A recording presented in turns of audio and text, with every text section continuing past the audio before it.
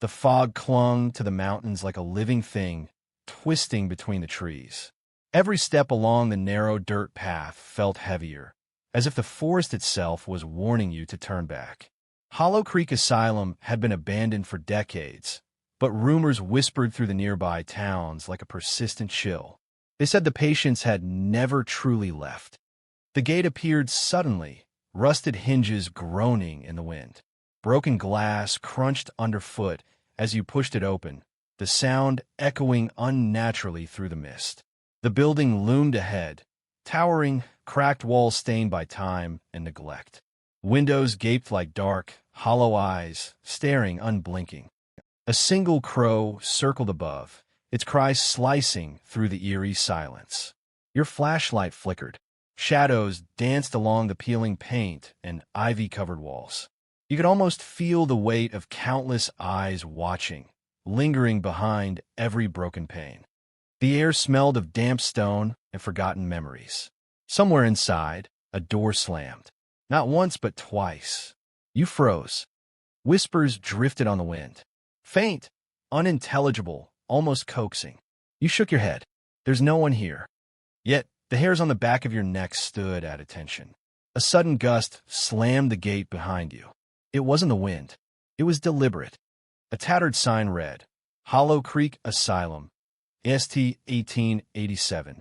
The letters were chipped, barely legible, but they seemed to thrum with a pulse, like a heartbeat frozen in time. You felt drawn to the entrance, compelled to step inside. Every instinct screamed to leave, but curiosity, that dangerous spark, pushed you forward. The first corridor greeted you with silence, thick and suffocating. Broken furniture lay scattered, remnants of lives once contained here. Scribbles on the walls hinted at desperation. They're still here, help me, don't open the doors. The shadows shifted again, almost following your movements. Then you heard it, a soft shuffle, like footsteps echoing in a room far ahead. Slow, deliberate, not yours. Someone, or something, was here, and you weren't alone. What could have survived in these walls for so long? What secrets were buried beneath decades of dust and fear? As you stepped further, the darkness seemed to grow heavier, pressing closer, watching. The asylum was waking. The air inside Hollow Creek Asylum was thick and musty, carrying the scent of decay and long-forgotten despair. Each step on the cracked linoleum echoed down the endless corridors, bouncing back at you in distorted whispers. The beam of your flashlight revealed remnants of the past. Overturned wheelchairs, rusted medical tools, and tattered patient records scattered like fallen leaves. You paused before a door slightly ajar. Inside, peeling wallpaper revealed crude messages scratched into the walls. They watch at night. Never leave the light. We are still here. A shiver ran down your spine. These weren't just words. They were warnings, echoes of lives trapped in torment long ago. A sudden gust of cold air brushed past your face. You heard it then, a faint, dragging sound like someone shuffling across the floor far ahead. You froze, straining to hear. Silence, then a soft whisper, "Go back." It was barely audible, but unmistakable. Your pulse quickened. No one else should be here. As you moved deeper, the shadows seemed alive. Shapes flickered at the edge of your vision, and the beam of your flashlight wavered, as if something unseen was holding it. Doors slammed in the distance, the sound hollow and booming, shaking the walls. It wasn't the wind this time. You could feel it. Something was moving with you, just out of sight. You entered what had once been a patient ward. Rows of rusted bed frames lined the room, some still with matted sheets clinging to them. On one bed, a journal lay open, pages yellowed and brittle.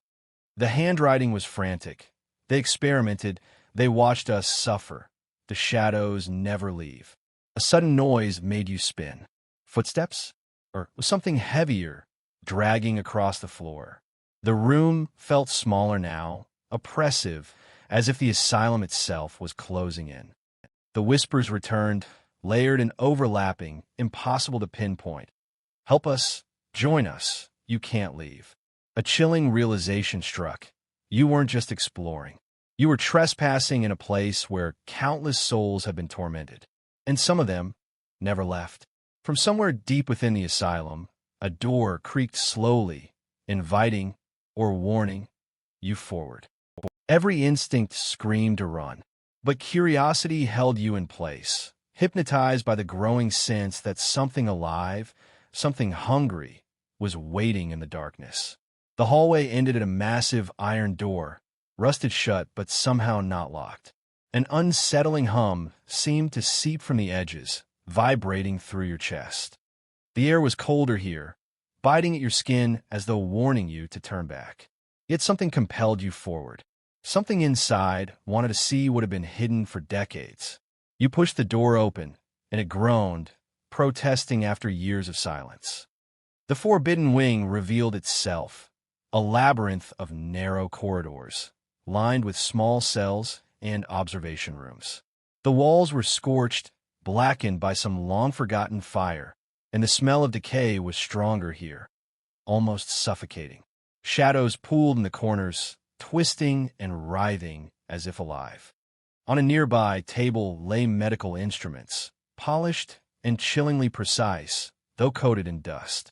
Rusted restraints hung from the walls, and a cracked mirror reflected the faint flicker of your flashlight, but the reflection wasn't entirely your own. For a heartbeat, you thought you saw someone or something standing just behind you. Journals were scattered across the floor, pages torn and smeared with dark stains. One entry caught your eye: experiment. We push the mind to its limits and beyond. They scream in the night, but no one hears. No one cares. Your stomach turned. The asylum wasn't just a hospital. It had been a place of torment, of cruel curiosity disguised as medicine. A soft thud echoed from the end of the corridor. You froze, straining to hear. Footsteps? No, something heavier, dragging slowly, deliberately. You turned a corner and saw a cell door slightly open.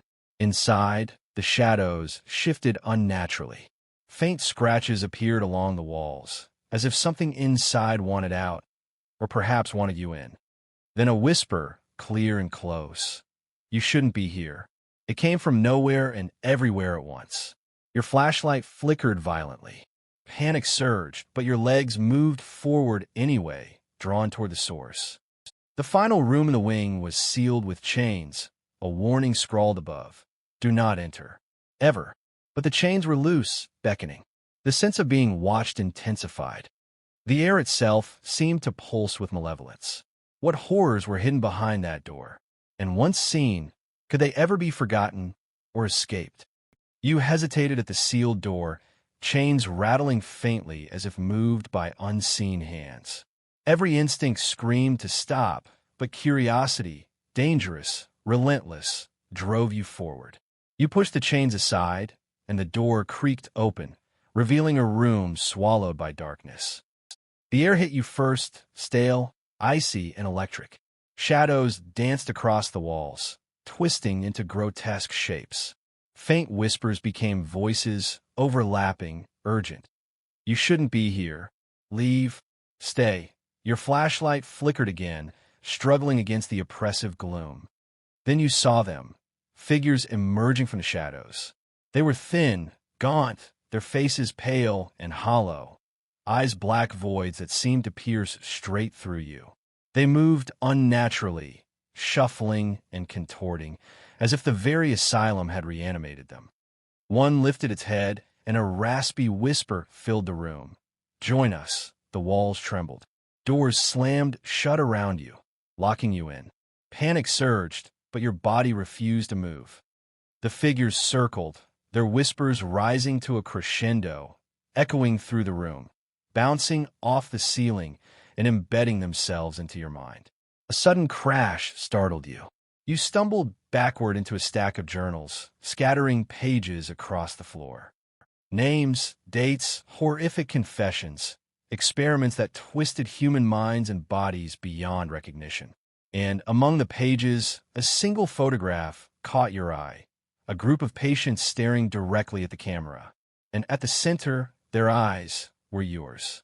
Cold fingers brushed against your shoulder. You spun, but nothing was there, only shadows flickering where the figures had been. A guttural moan echoed through the room, low and resonant, vibrating through your bones. The asylum wasn't just haunted. It was alive. Desperate, you ran toward a doorway, but the corridor stretched impossibly, elongating, twisting. The exit was always just out of reach. Screams, your own? Or theirs, filled the hall, reverberating off the walls. Something lunged from the darkness, a weight pressing against your chest, forcing the air from your lungs. You tripped, fell into the cold, hard floor, and in that instant, the whispers stopped. Silence. Then one voice, clear and chilling, right beside your ear. You can't leave. You scrambled to your feet. The asylum seemed to pulse around you, walls breathing, shadows moving, waiting. And in that moment, you realized the asylum never lets anyone go, not truly. You ran blindly through the corridors, every turn feeling wrong, as if the asylum itself was reshaping to trap you. Doors that should have led outside twisted into endless hallways. Windows showed nothing but darkness, the mountains and fog replaced by an impenetrable void. The whispers returned, louder now, angry and demanding. Stay, stay, stay. Shadows lunged from the walls, brushing against you, tugging at your clothing, pulling at your mind. Your heart pounded like a drum, threatening to burst through your chest. A faint light appeared ahead. Could it be an exit? Hope surged, but it felt fragile, almost unreal. You sprinted toward it, desperate to escape the asylum's grip. Behind you, footsteps multiplied, faster, heavier, echoing in impossible rhythms. The walls shivered as if mocking your flight. You reached the light, a single broken window leading to the overgrown forest outside. You threw yourself through it, shattering glass, cutting your skin. The cold night air hit your face, and for a fleeting second, freedom felt possible. The forest was silent, still, almost welcoming. Then a whisper carried on the wind, unmistakable. You belong to us now. You froze, turning to see a shadow gliding silently across the broken window frame. Your flashlight had died. Darkness pressed in around you, heavier than ever. You ran through the mist, branches scratching your arms, mud sucking at your boots. Behind you, the asylum loomed on the mountaintop, silent and patient, as if nothing had happened. But the feeling of being watched never left. Something followed you, something that didn't belong in the world of the living. You finally reached the town below, gasping, bleeding, and exhausted. People walked past, unaware, unseeing. You tried to speak, to warn them, but your voice faltered. The memories of the asylum clawed at your mind. And at night, when the wind moans through the mountains, you hear the whispers again. They never stop. The asylum's curse didn't end when you left, and it never will.